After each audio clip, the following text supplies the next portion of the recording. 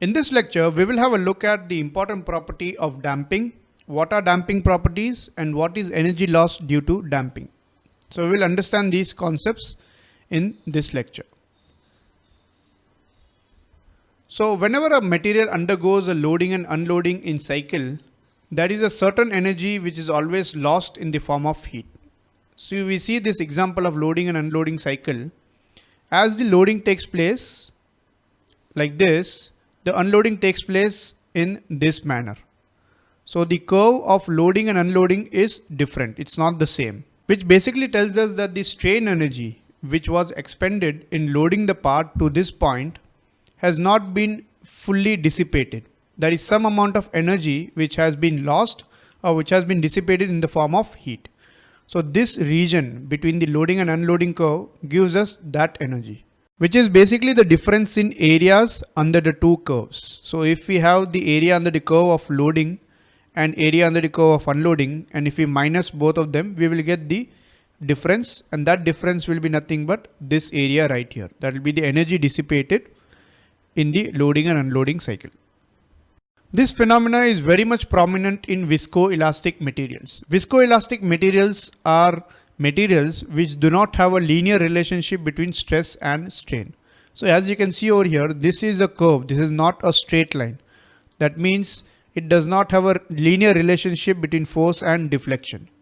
Such kind of materials can be called as viscoelastic materials. An example is elastomers. In the case of metals, which are more elastic materials and have smaller deflections, this kind of energy loss is minimal. This loss of energy in the form of heat is also called as the hysteresis loss, mechanical hysteresis loss. A good example of this kind of energy loss is the rubber band. If you keep on expanding and contracting a rubber band, you will see that it will get heated slightly. An even better example are tires. So tires which constantly expand and contract will get heated up due to continuous running.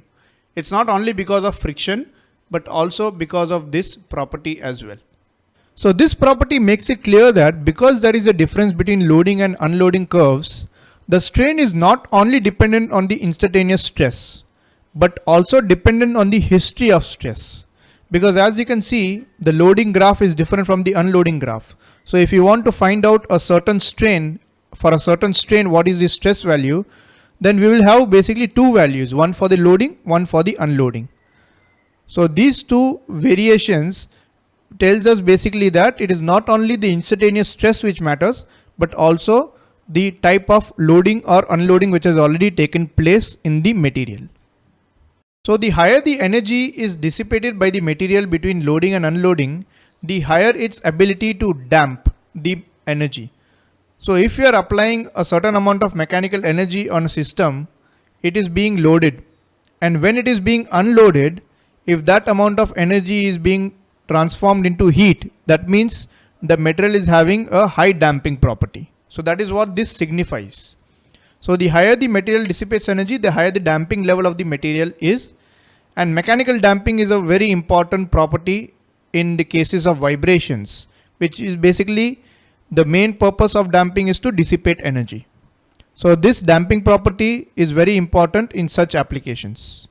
For example, you cannot use metal for damping the vibrational energy. You would need a viscoelastic material to do that. The property which is generally used to quantify this damping potential is called as the loss coefficient. We will see in the next lecture as to what is loss coefficient and how is it derived.